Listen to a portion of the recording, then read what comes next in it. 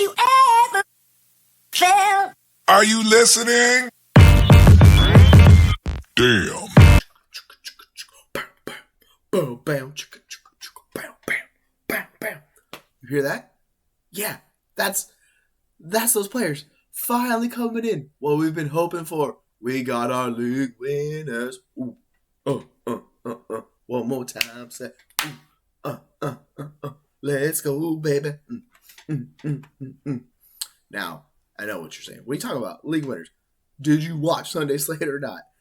Not only did we get Christian Watson, we got Kadarius Toney. We got TREYLON BURKS. I know he's not the same. Just go with me on it. Trust me, it'll happen. It's happening. My boy TREYLON, he's gonna happen. It was great. Limited. It's like it's coming together. Just give us some time. Got a little bit of time. Oh yeah, running backs. Guess what? ISIAH PACHECO, Rachaad White. Hey, maybe we get Kyren Williams, right? Like these are impact players, and this is what we need. If you don't already know, this is the Week 11 Waiver Wire Show. I'm your host, Jesse Moeller, a.k.a. JMoeller05. And what do you think? Shall we dive into it? Let's dive into it. So, first up, I wanted to highlight those wide receivers, baby. Christian Watson, bravo. Giving Aaron Rodgers a chance. It's so nice to see. Oh, goodness, it's been a disaster. So what happens when you have Allen Lazard, your wide receiver one, right? Am I right? Like, I've been over this 1,000 times. That was the last show. Lazard's fine. But if he's your wide receiver one, you're in trouble. You know what Christian Watson does that Allen Lazard cannot do? He's a freak athlete that can make insanely explosive plays. That's what, like, you saw. Like, he was just blowing the Cowboys out of the water in some of those plays. It was a joy to see. Led the team targets. Like, hello, what else do you want? He's finally healthy. Now, I know from dynasty perspective, everybody was like, oh, he's such a bad prospect. Yeah, but the ceiling case, if he hits, whoop, and that's the game you saw. You saw the monster blow up game. Now, are we saying he's going to be an elite asset? No. But as a waiver wire pickup, 1,000% yes. He should be the top wide receiver you target. The next guy actually I like a lot, but it's literally Christian Watson. Like, he was incredible. Like, he had a 42% target share, and oh yeah, he dominated the air yards. So yeah, that's really nice to see. 8 targets is no joke for a man that's been fighting injury all year. So, Christian Watson, go spend at least 50% of your fab on him. Go get him on your team, particularly if you have Cooper Kupp on your team, because Kupp just went on the IR. We're going to need somebody to help replace that. And sure, maybe you have like Allen Robinson on your bench, and, good for you, congrats. But if you need somebody that's under 50% of leagues on ESPN, Christian Watson's the guy. Number 2, young Joker, baby. We've been hyping him up all offseason, and he finally was released. Andy Reid took the shackles, just broke him and said, I will take you. Come with me. And boy, did he deliver. It was just so nice to see. Like, you saw him, one play, you saw him literally adjust his gloves right before he jumps, mossed the dude, and caught it. Oh, it was wild. He also got a couple carries. It was just, it was a joy to see, right? And we have the Juju injury, which we don't know how bad it's going to be, but it was similar to what we saw, right? And nobody wants to see that, so hope Juju's okay. I love Juju. But that wide receiver core is not very good right now. Like, they have a bunch of bodies. They got guys. RIP, Sky Moore. It's just, yeah, we see that Kansas City recognized Sky Moore is not who they thought he was. And that is why they traded for Kadarius Toney. Because they needed someone to fill that Tyreek Hill mold. Because that's what they were chasing for with Sky Moore as well. And guess what? They found a way Kadarius Toney. If there's anybody, well, not anybody, but the closest thing to like a Tyreek Hill, that's a Kadarius Toney. That's why he was a first round pick, is because you're chasing that freak difference maker athlete. Like, you see him, he's out there, he just looks like he's on skates. Like, it's a different level of athlete, right? He's got speed. It's all, the questions have been injury related, and like, they call him a quote unquote knucklehead, right? So the concerns were never talent. Like, the talent was there. That was very clear. And guess what happens? You line him up with Mr. Patrick Mahomes, and woo, baby. It's a joy to see. Yeah, I dropped 10% on my fab. No problem on Toney. I'd go pick him up. So if you need these wide receivers, these are 2 excellent options where you can literally just put them in the starting lineup. where, say, you had a couple injuries. For instance, I wish I had on my Scott Fishbowl team. That team is hanging on by a thread. My wide receiver core is awful. I would be thrilled if I had these guys on my team, right? I just lost Juju. I lost Bateman. Like, it's a disaster, right? So, if your wide receiver room is trouble, target Watson, target Tony. And the third wide receiver you should target, guess what? You hear a theme? Oh, TREYLON BURKS. That's right. He's rostered in 23% of ESPN leagues, right? So he's available in almost every league, with the exception. I would drop 8% of my fab on him, and I just cannot give you up. He showed out. He's had limited sample size the whole year, right? Because he hasn't played that much. But he ran as many routes as Westbrook did, and his first game back from IR, and he got 6 targets. And it wasn't the best, stat line, but it was nice to see his involvement in the offense. That means he's involved. They're going to bring him along. Guess what? This is what teams do with rookies every year. They slowly give them more and more and more. So this is happening with BURKS. So BURKS is going to be the easiest one to get by far because he did not produce. So he's a cheaper version to target, right? So say Tony's not available. Watson should be available because he was available in pretty much every league. But if you want a guy that's not going to cost you as much, go get BURKS. Lock him down. You're getting the Titans wide receiver 1. It's clear Robert Woods he's not that good anymore. He's fine. He's a solid wide receiver, but the injuries are taking their toll on him, and he is on post AJ Peck, so he's older. So it makes sense that this wide receiver room is looking for TREYLON BURKS, and they need someone who can actually make big plays. Shocker, that's kind of the theme with these 3 wide receivers is they're all highlight reel, big plays waiting to happen, and offenses that need it. Green Bay's desperately need it. Kansas City has not been able, they have it with MVS, and you see Hardman, the big plays, but they actually need someone who they can count on. So it's a little bit different, right? That situation, it's they need someone who can play a feature role besides Juju. Because it's Kelsey, it's Juju, and then it's each and every week you don't know who's going to show up. Because that's what Mahomes said early in the offseason. It's it's not going to be one set guy. It's going to be different guys each week. And he was 100% right on that. And now they bring Tony in, and guess what? He has a role, so he's a very good option. And BURKS, it's just you know what I'm saying? That's TREYLON BURKS, man. He's a stud. His prospect profile pedigree was fan-freaking-tastic. I know he dropped in rookie drafts because, he didn't run a 4.3 or whatever, but dude's a freak. He's a tank. He's a big boy. He's a prototypical wide receiver of the build, and he's got pretty much it all. I very much am on the TREYLON BURKS train. So, go get him when I can. Now, running backs, this is where it gets really interesting. With Rachaad White being on a bye this week, I actually put ISIAH PACHECO as my RB1 to grab. He's rostered 23% of ESPN leagues. I'm dropping 20% on my fab to get him. I am getting him. You know why? Because he just kicked CH out. CH is donezoed. He saw 4 snaps, and it was nowhere to be found. And guess what? Kansas City is so good. Down the stretch, they are going to be mauling teams.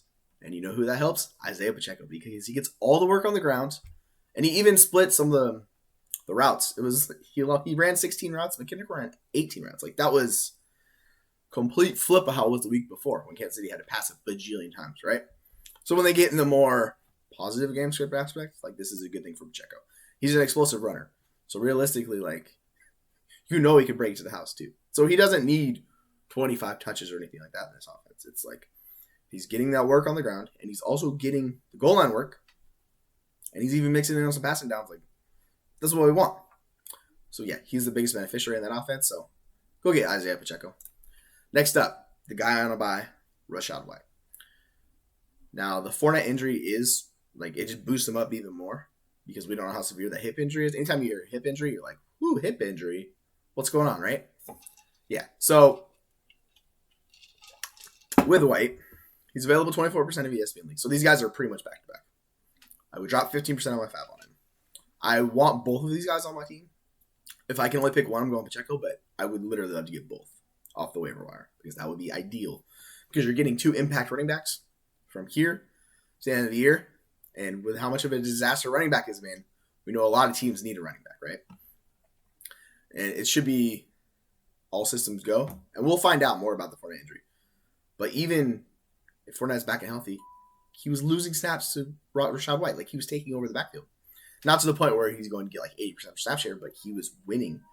And look at this. On the year, even with the injury, Fournette is currently still averaging 15.6 points per game. That's already 13. Like, if you're getting that from Rachaad White, that's straight up league winner status.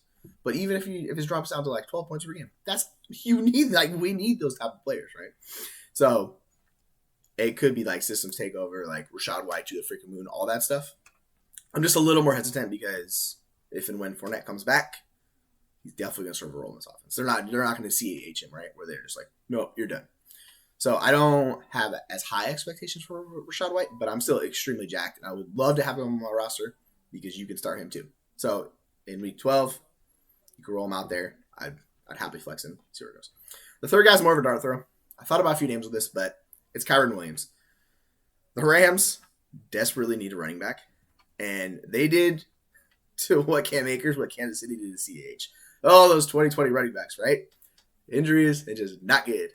Cam Akers has been awful this year. Like, he hasn't been good. And he's been hay case on top of it.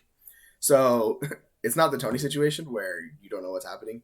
It's pretty clear to the LA situation. Like, he's obviously has an issue with McVay or something, and he tried to leave and get traded, and the Rams couldn't get anything for him. Teams didn't want him because you could have got him for free, realistically.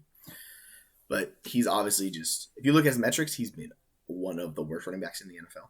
And he just lacks explosiveness. It's not good. And guess what?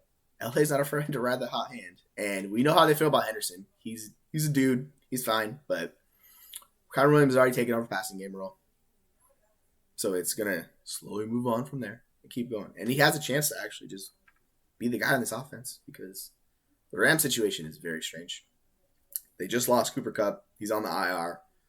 And it could be done. He might, realistically, like with how the Rams season is going, he might not be back till next year, which sucks. But they need bodies, right? So they need some impact players on this offense because it's been a disaster for Stafford, the whole crew. So I just want to target Kyren Williams because there is a possibility he's RB1. And guess what? If you're getting the RB1 on offense, like those are the guys we want because that's production, that's role, that's everything. So he's rostered in 15% ESPN leagues.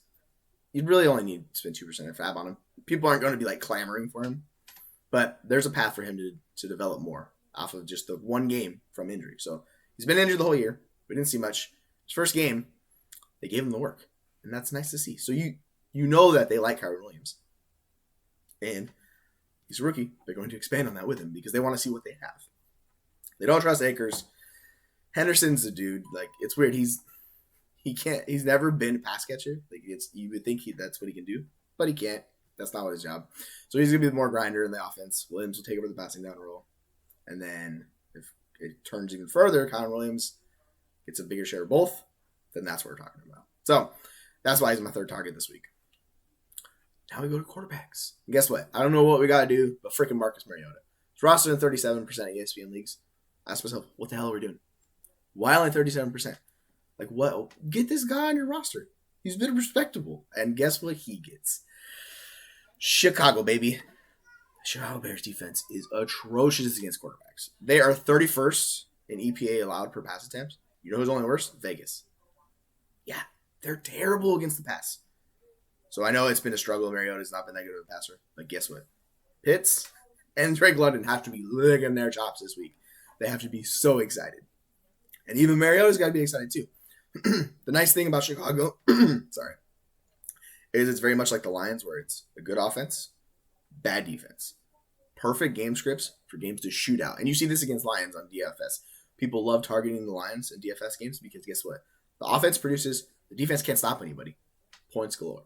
So, we're getting another situation. Chicago defense sucks. Can't stop the pass. You have Marcus Mariota. He's a Konami QB, so he's going to boost you up with the floor. And these are the type of game scripts where he'll go over 20 points per game. Like these exact scenarios, right? Where you need points, your team's chasing, and they don't have to run it 80 freaking thousand times with Arthur Smith. It's beyond infuriating watching. And I was not surprised to see they lost to Carolina last week because of the way they play. They live on the freaking narrow's edge, man. They're trying to win just in the details. And it's so hard because you have to execute precisely to win consistently in that way. And you see this issue, like this happened with Atlanta. Like they're never going to blow anybody out. But in games like this, because they're not that Atlanta defense cannot stop Fields. Like he's a one-man show at this point. He's going to go well over 30 fantasy points a game. And it's going to force Mariota to bring this offense along. So expect points in this game, lots of points, and I expect Mariota to be a big beneficiary of it. Just throw 5% of your fab on him. He's not going to cost much. Okay. The second quarterback I'm going to talk about, he's not on everybody's list, but this fantasy football, we are trying to win, and this is a difference-making quarterback. You know what I'm talking about. It's the Cleveland guy, Deshaun Watson. He's rostered 28% of ESPN leagues. Now, if you don't want Watson on your roster, just pass him. Don't worry about it. Let somebody else take him. If you want him, you're trying to win. You need a quarterback boost. I've mentioned this so many times. Go get him now before it's too late. Because we have 2 weeks left.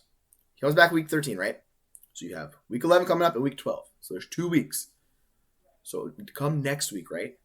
People are going to be all over. And the week after, it's going to be go get Watson. Just go get him now and stash him. Particularly if you have an IR spot. That's ideal. Even if you don't, just stash him if you need a QB play. If you're trying to make a strategy move, if you're looking at potential playoff teams or teams that you're going against and they need a QB, that's their suspect room, you can grab him and present one of those playoff teams with a bad QB from actually getting a boost in the playoffs. So it's like a 2-aspect thing. It's it can help boost your room.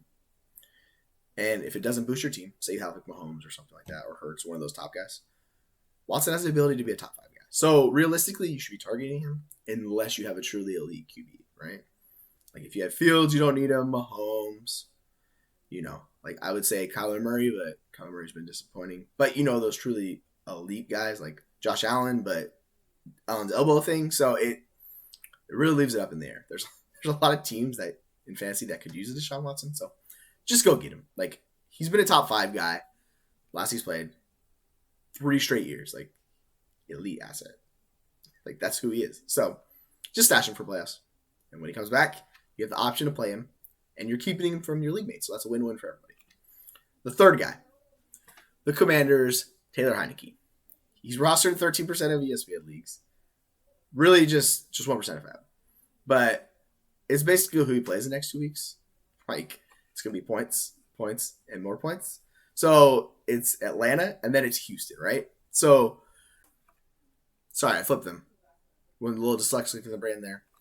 It is Houston and then Atlanta. That's my bad. I was like, wait a second, that doesn't sound right. When you say something, you're like, yeah, flip those. So he gets Houston this week, Atlanta next week.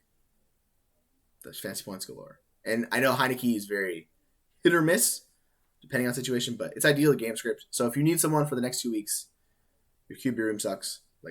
Say you've been doing the Russ with Stafford, those guys, and you just can't figure it out, just go get HEINICKE. He's going to produce.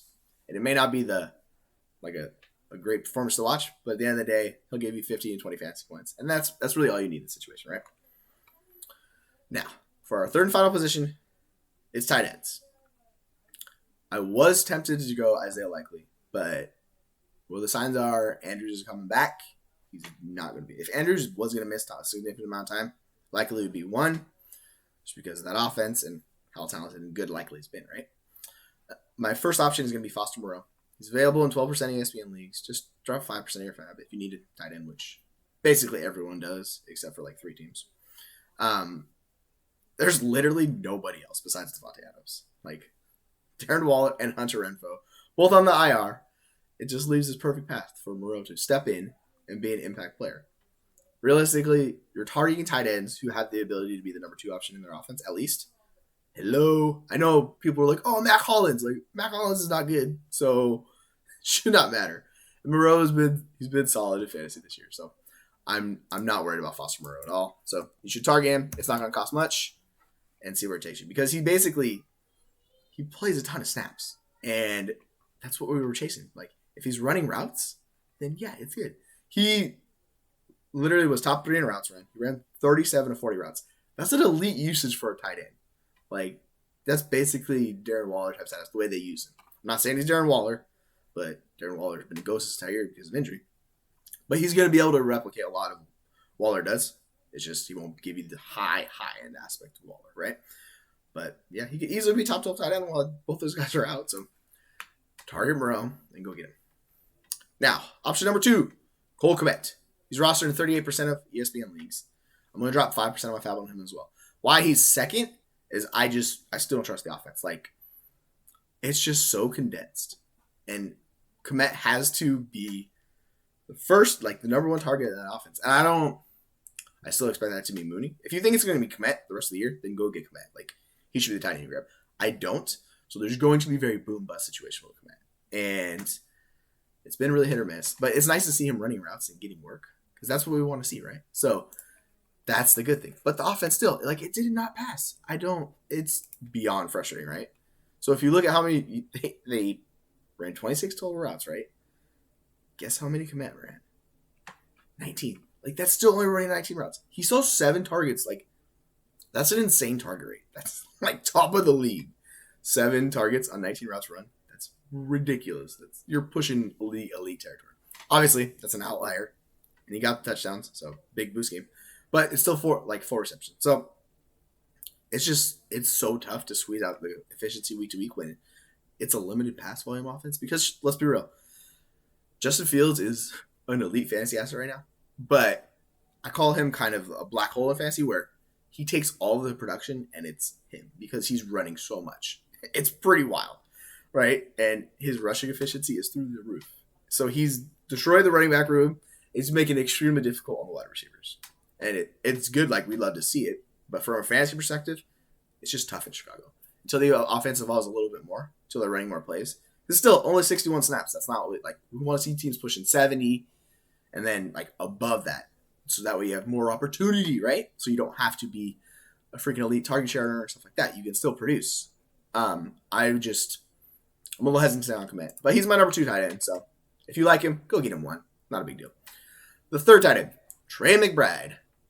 He's rostered in 0.3% of ESPN leagues, so he's literally available in every league. Like, I don't know what ESPN leagues he's rostered on. They have to be extremely deep or some craziness because 0.3% of leagues is nothing. Zach Ertz is done for the year. The team needs a tight end. Trey McBride was a tight end 1 of the rookie class by far. It was not even close. It was Trey McBride, everybody else. He's very great production profile. Like, he's what we want at tight ends. And Hollywood's still going to be out for a while. So you have D-Hop, you have Rondale. And you need a third option. Trey McBride can step right into that, right? So that's the simple case. Like, if he comes in and gives you anything close to what Zach Ertz has done, Zach Ertz is a tight end 5 in points per game.